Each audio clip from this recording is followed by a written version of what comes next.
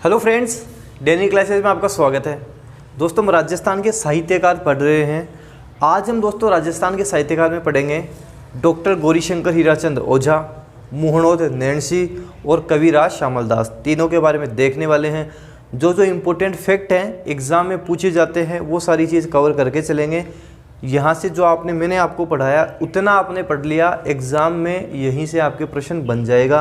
अच्छे से देखना, साथ साथ नोट्स भी इसके बना लेना। सबसे पहले दोस्तों हम बात करेंगे गौरीशंकर हीराचंद ओझा के बारे में। गौरीशंकर हीराचंद ओझा के बारे में जो इम्पोर्टेंट चीज़ है सारी बता रहा हूँ, साथ साथ आप इसको लिखते भी जाना। याद हो जाए कमेंट बॉक्स में कमेंट करके बताना कि मेरे याद हो गए हैं। दोस्तों, गौरीशंकर हीराचंद ओझा की सबसे पहले बात करते हैं जन्म की। तो इनका जन्म हुआ था रोहिड़ा गांव सिरोही में। जब भी दोस्तों किसी साहित्यकार का आपके नाम याद आए, जैसे आपने बोला गौरीशंकर हीराचंद ओझा, तो आपके साथ साथ ये भी याद आना चाहिए रोहिड़ा सिरोही। जन्म कहाँ हुआ था? रोहिड़ा गांव सिरोही में इनका जन्म हुआ था। ऊपरी साथ ही इसके साथ ऊपरी लिख लेना आप। इन्होंने 50 से अधिक ग्रंथ लिखे हैं दोस्तों, काफ़ी इनका नाम रहा है। 50 से अधिक ग्रंथ लिखे हैं। कई बार पूछ लेते हैं कि इन्होंने शिक्षा कहाँ की थी, तो इनकी शिक्षा दोस्तों मुंबई में हुई थी। गौरीशंकर हीराचंद ओझा की शिक्षा मुंबई में हुई थी। इनका उपनाम दोस्तों है राजस्थान का ग्रीबन। राजस्थान का ग्रीबन इनको कहा जाता है, ये भी आपको इनके बारे में ध्यान रखना है।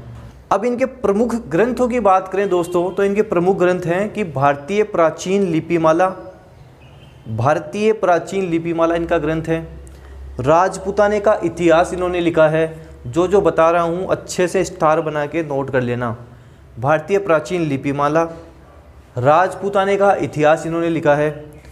ये सिरोही के हैं तो सिरोही का इतिहास लिखा है इन्होंने। उदयपुर का इतिहास लिखा है इन्होंने। राजस्थान का इतिहास इन्होंने लिखा है। ये चीज़ें भी आपको इनके साथ साथ ध्यान रखनी है। अब दोस्तों, ये सबसे ज़्यादा फेमस क्यों हुए थे और सबसे ज़्यादा जो एग्ज़ाम में इनके बारे में पूछा जाता है वो है कर्नल जेम्स टोड की पुस्तक Annals and Antiquities of Rajasthan.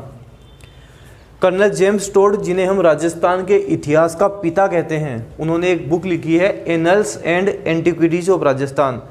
इस पुस्तक का हिंदी में अनुवाद गौरीशंकर हीराचंद ओझा ने किया था।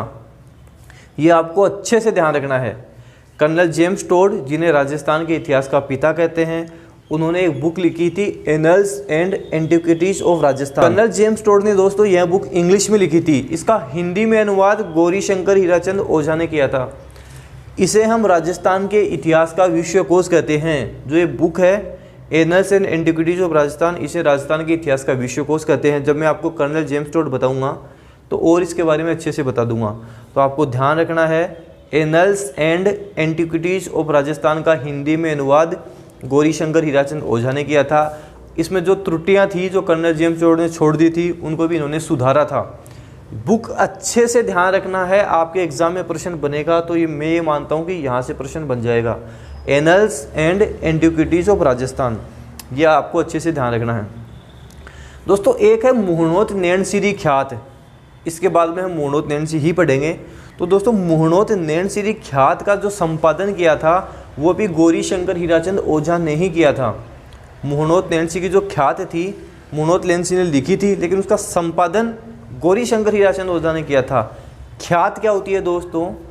जो पहले जो राजा होते थे, राजा के समय जो भी कवि होते थे, उन कवियों से वो अपनी मान मर्यादा, अपनी वंशावली के लिए इनका चित्रण करवा लिया करते थे। उन्हीं को हम ख्यात कहते हैं। थोड़ा सा और बता देता हूँ गौरीशंकर हीराचंद ओझा के बारे में। इनको राय बहादुर की उपाधि भी प्राप्त थी। राय बहादुर की उपाधि इन्हें प्राप्त थी और इन्हें महामहोपाध्याय भी कहा जाता है। राय बहादुर की उपाधि ध्यान रखनी है और महामहोपाध्याय कहा जाता है। गौरीशंकर हीराचंद ओझा के बारे में जो सबसे ज़्यादा बार क्वेश्चन पूछा गया था वो है annuls and Antiquities of Rajasthan, जिसका इन्होंने हिंदी में अनुवाद किया था। ये तो आपको बहुत अच्छे से ध्यान रखना है इनके बारे में। बाकी सारी चीज़ें आप ध्यान रखो तो सबसे बढ़िया है। अब हम दोस्तों बात करते हैं मोहनोद नैणसी के बारे में। मोहनोद नैणसी जो जोधपुर के ही हैं, आपको ध्यान रखना है, मोहनोद नैणसी जोधपुर के हैं। ये जोधपुर के महाराजा जसवंत सिंह प्रथम के दीवान थे, या ध्यान रख लेना उनके मंत्री थे। मोहनोद नैणसी जोधपुर के महाराजा जसवंत सिंह प्रथम भी याद रखना है, जोधपुर के महाराजा जसवंत सिंह प्रथम के दीवान थे। एक लाइन जो आपको रटनी है वो है कि मुंशी देवी प्रसाद ने मोहनोद नैणसी को राजघराने का अबुल फजल कहा था।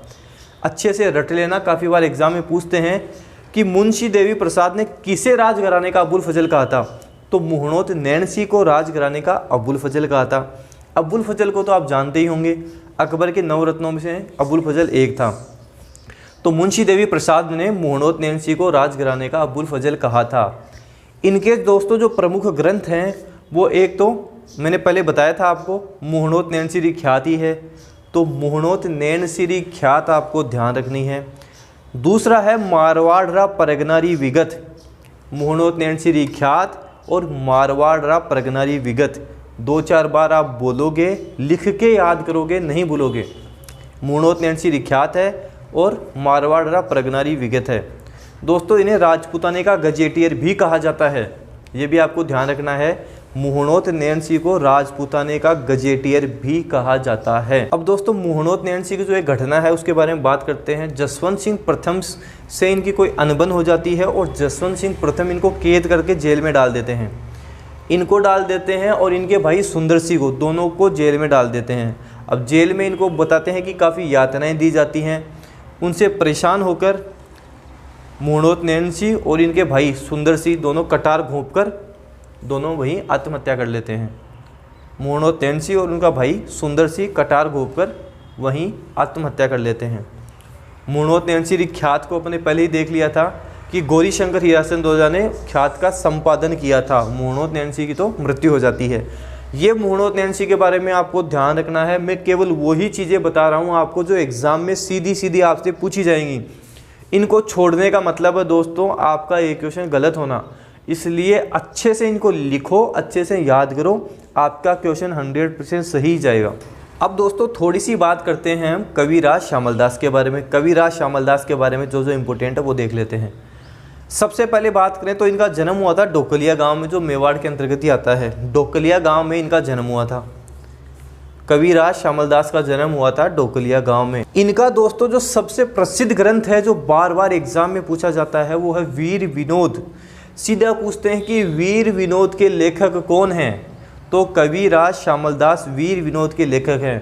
अच्छे से ध्यान रखना है कि वीर विनोद के लेखक कविराज श्यामल दास हैं। वीर विनोद में दोस्तों अधिकतर इन्होंने मेवाड़ के इतिहास के बारे में बताया है। मेवाड़ का काफ़ी इन्होंने इसमें वर्णन किया है। और दोस्तों आपको कविराज श्यामल दास के बारे में ध्यान रखना है, वो रखना है कि मेवाड़ के पॉलिटिकल एजेंट थे कर्नल इम्पी।